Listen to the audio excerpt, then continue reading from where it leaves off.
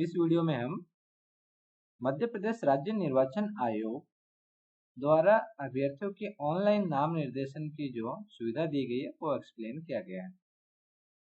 पिछले वीडियो में हमने देखा था कि ऑनलाइन नॉमिनेशन फॉर्म तैयार करने के लिए सबसे पहले अभ्यर्थियों का ऑनलाइन पंजीकरण करना अनिवार्य होता है। किस तरह से ऑनलाइन पंजीकरण करना है वो एक्सप्लेन किया गया था। एक बार ऑनलाइन रजिस्ट्रेशन होने के पश्चात जो अभ्यर्थी का पंजीकरण होने के पश्चात उसको जो ऑनलाइन जो फॉर्म तैयार करना होता है वह किस तरह से करना होगा वो इसमें एक्सप्लेन किया गया है। जिन लोगों को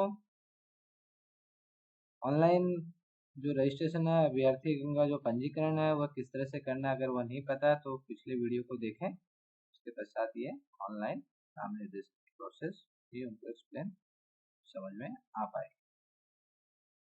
तो चलिए अब हम देखते हैं जिन लोगों ने ऑनलाइन पंजीकरण एक बार अपना कर लिया है, अभ्यर्थी पंजीकरण कर चुके हैं, उन्हें ऑनलाइन नाम निर्देशन का फॉर्म किस तरह से भरना है।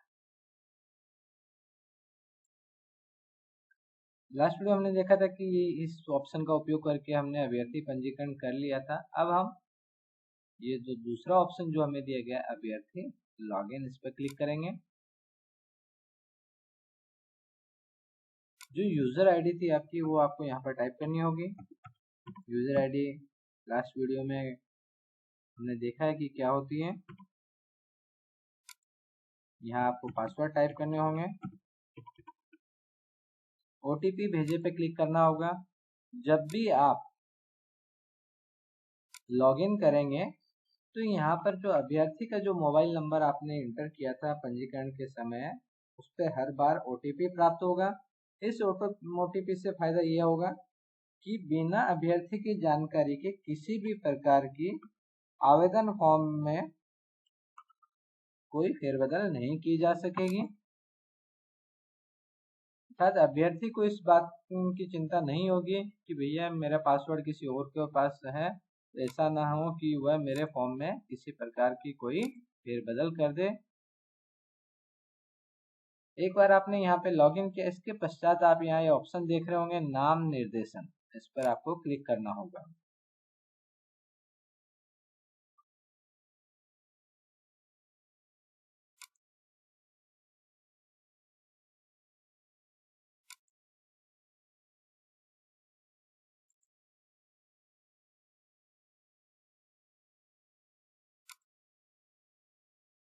तब आप यहाँ पर देख रहे होंगे निकाय का नाम लिखा हुआ आ गया। फिर आप कौन से पद के लिए नॉमिनेशन फॉर्म तैयार कर रहे हैं वह दिखाए गए यहाँ पर। जैसे कि हमने अध्यक्ष सेलेक्ट किया। अभ्यर्थी का नाम यहाँ पर आपको हिंदी में टाइप करना होगा यूनिकोड में। जिन लोगों को कंप्यूटर में हिंदी फॉन्ट्स नहीं है वह हिंदी फॉन्ट्स इंस्टॉल कर लेंगे, उसके पश्चात ही यहाँ पे वो टाइप कर पाएंगे। यहाँ पर आपको सेकंड नंबर का जो पॉइंट है उसमें मेल फीमेल जो भी हैं या अन्य वो आपको सिलेक्ट करना होगा। पिता या पति का नाम,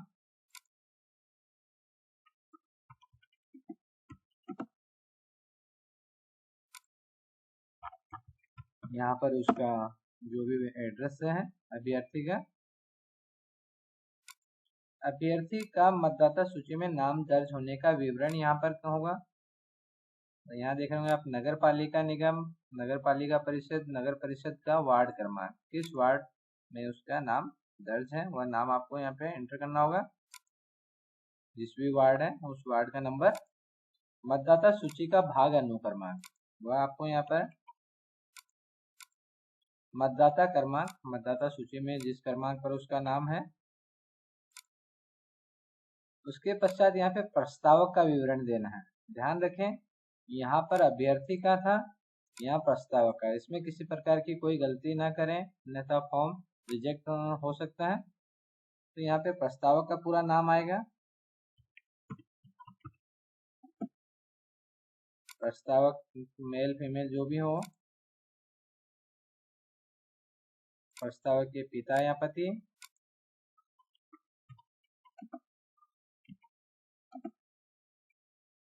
प्रस्तावक का एड्रेस, प्रस्तावक का डाक का पूरा पता लिखना है। यहाँ पर अभी मैं पूरा पता ना लिखकर केवल शॉर्ट में लिखा है, आपको पूरा पता लिखना होगा। प्रस्तावक का मोबाइल नंबर,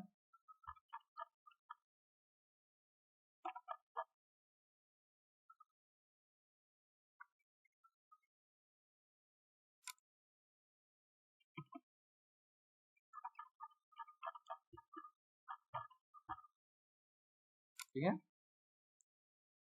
फिर यहाँ पे जो प्रस्तावक का मतदाता सूची में दर्ज होने का विवरण, जो प्रस्तावक होगा उसका मतदाता सूची में जो दर्ज होने का विवरण है वह आपको यहाँ पर एंटर करना होगा। कि नगर पालिका, निगम या नगर परिषद का जिस भी वार्ड क्रमांक में है उसका नाम दर्ज होगा। मतदाता सूची का भाग अनुक्रमांक, मतदाता क्रमांक, ये आप जो भी उस प्रस्तावक की जानकारी देखकर ही आपको इसमें भरना होगी। ये यहाँ पर केवल डमी डेटा है, आपको ये डेटा नहीं भरना है। जो मतदाता सूची में जो जानकारी दी गई है उसके अनुसार आपको भरना है। ये केवल यहाँ पर एज ए टेस्टिंग, आपको केवल प्रक्रिया समझाने के लिए आंकड़े यूज किए गए, इन आंकड़ों का उपयोग आप नहीं करेंगे। फिर यहाँ पर जन्म तिथि, ध्यान रखिए ये अब ये जो पूछा गया वो अभ्यर्थी के बारे में पूछा गया है, तो यहाँ पर उनकी जन्म तिथि,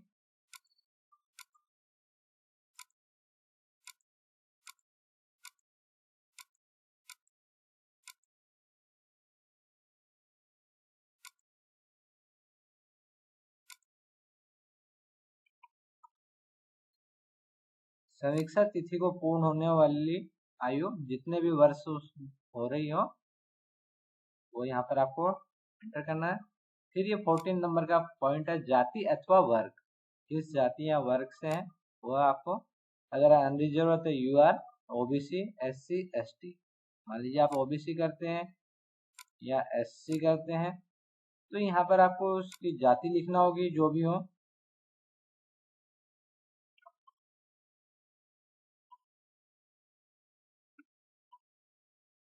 ये केवल मैं टेस्टिंग के लिए लिख रहा हूँ इस तरह की जाति, जो उसका जाति प्रमाण पत्र में जो जाति लिखी है वो आपको मेंशन करना होगी। किस जिले का वह अधिसूचित है वो जाति, ये जाति प्रमाण पत्र में दिया होगा, उसके अनुसार भरना है। फिर यहाँ पे अभ्यर्थी द्वारा नाम निर्देशन की समिति, राजनीतिक दल, यहाँ राजनीतिक किस दल के द्वारा वह खड़ा किया गया है उसको, राष्ट्रीय दल है, राज्य दल है, पंजीकृत दल है या निर्दलीय, जो भी होगा। मान लीजिए हमने निर्दलीय है तो यहाँ पर उसको 3 प्रतीक चिन्ह सिलेक्ट करने होंगे।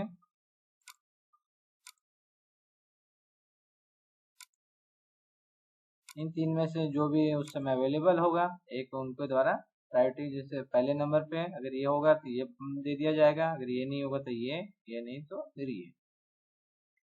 मतदाता पत्र में मुद्रित किए जाने वाला नाम हिंदी में, अभ्यर्थी जो नाम मतदाता जो पत्र होगा उसमें जो नाम चाहता है वह यहाँ पर हिंदी में टाइप करना होगा। मान लीजिए मैं जो अभ्यर्थी है उसको किसी उपनाम से भी जाना जाता है, वो चाहता है कि मतदाता पत्र में उसका उपनाम भी हो,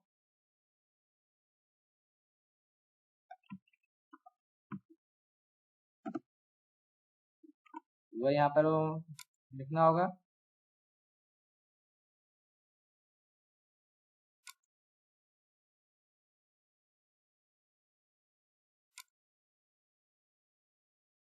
यहाँ पर अंग्रेजी में भी लिखना होगा।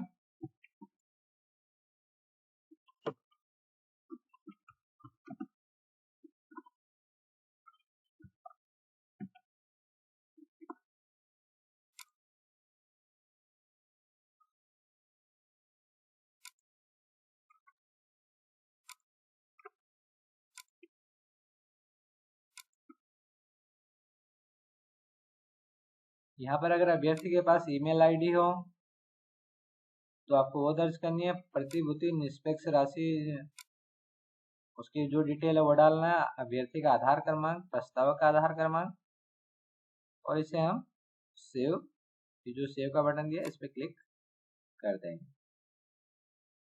यहाँ आप देख रहे होंगे मैसेज दिया, डाटा सुरक्षित करने से पहले डाटा की जांच कर ले अन्यथा त्रुटि का सुधार नहीं किया जा सकेगा, इसलिए आप इसे पहले एक बार चेक कर लें, उसके पश्चात इसको सेव करेंगे। ओके।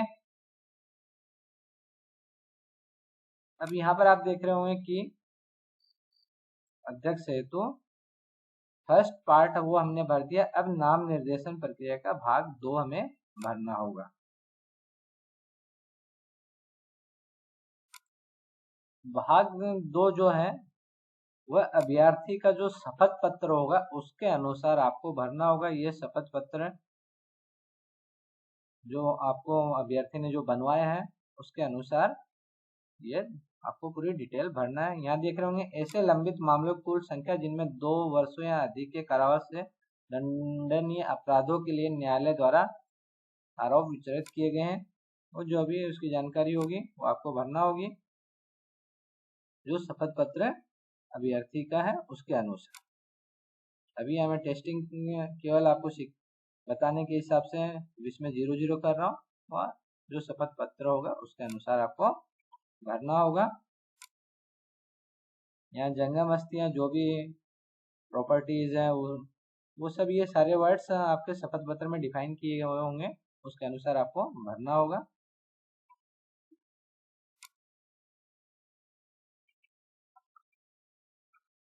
जो चीजें क्लियर नहीं है वो आप जो शपथ पत्र उसके अनुसार क्लियर कर लेंगे।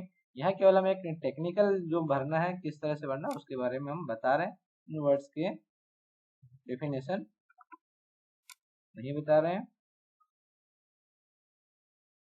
उच्चतम जो शैक्षणिक अर्हता होगी वह यहाँ पर भर दिया जाएगा।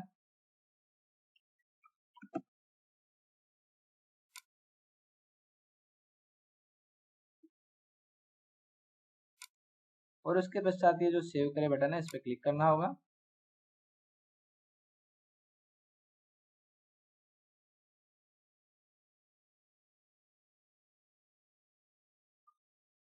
इसके पश्चात भाग 3 होगा। यहाँ पर जो महत्वपूर्ण दस्तावेज हैं जैसे शपथ पत्र है उसको स्कैन करके आपको अपलोड करना होगा।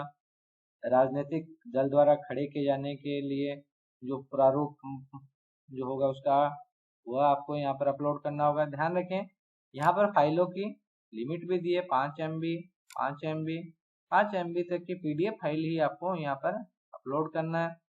जाति प्रमाण पत्र, जो प्रतिभूति निष्पक्ष राशि की जो जमा रसीद है वह है, पासपोर्ट साइज का रंगीन फोटो, ये सब जानकारियां आपको यहाँ पर अपलोड करनी होगी।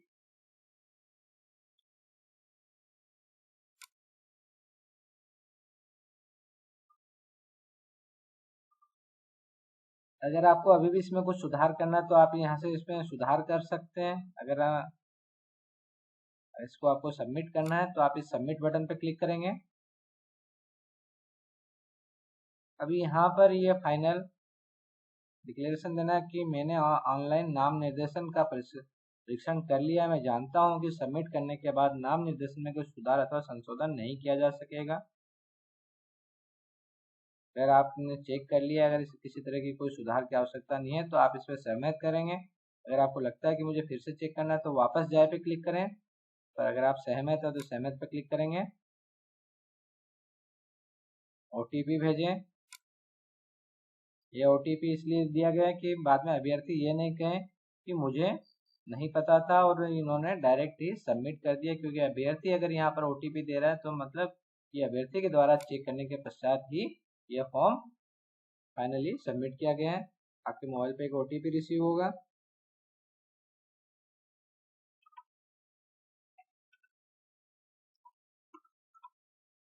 और आप इसे वेरीफाई करेंगे।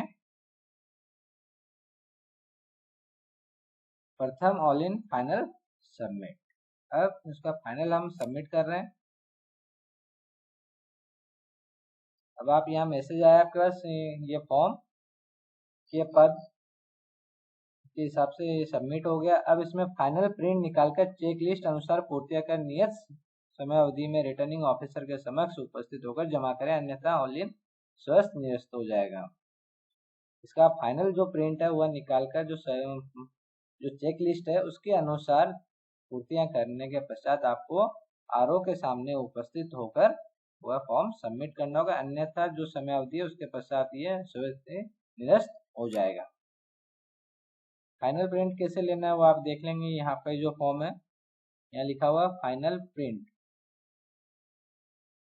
अभ्यर्थी एक से अधिक फॉर्म भी तैयार कर सकता है। वापस से नाम निर्देशन पर क्लिक करके अगर उसे लगता है कि मुझे एक दूसरा फॉर्म और भरना है तो वह फिर से इसी नाम निर्देशन का उपयोग करके रजिस्ट्रेशन फॉर्म भर सकता है। या फाइनल प्रिंट पर क्लिक करने के पश्चात यहाँ से फाइनल प्रिंट लेगा हुआ है। ये पूरा फॉर्म जो भरा है वो तैयार हो गया है। बस यहाँ पर ये जो प्रिंट का ऑप्शन है इसका उपयोग करेंगे और फाइनल प्रिंट लेने के पश्चात जो आवश्यक दस्तावेज है चेकलिस्ट के अनुसार, ये चेकलिस्ट दी गई है आपको देखेंगे, इस चेकलिस्ट के साथ के अनुसार दस्तावेज संलग्न करके उसको आरओ के सामने उपस्थित होकर सबमिट करना होगा। उस समीक्षा के पहले जो बैंक खाता खोला गया है उस यहाँ पर जाकर बैंक खाते की जानकारी अपडेट करनी होगी।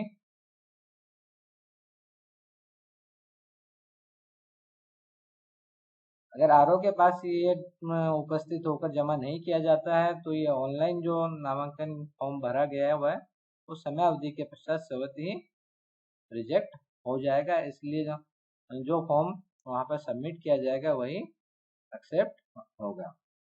तो अभ्यर्थी ध्यान दें कि जो महत्वपूर्ण है, नाम निर्देशन के पश्चात उसका फाइनल प्रिंट लेकर आरओ के सामने उपस्थित होकर उसको जमा करना भी जरूरी है। इसके बिना आपका फॉर्म एक्सेप्ट नहीं होता है।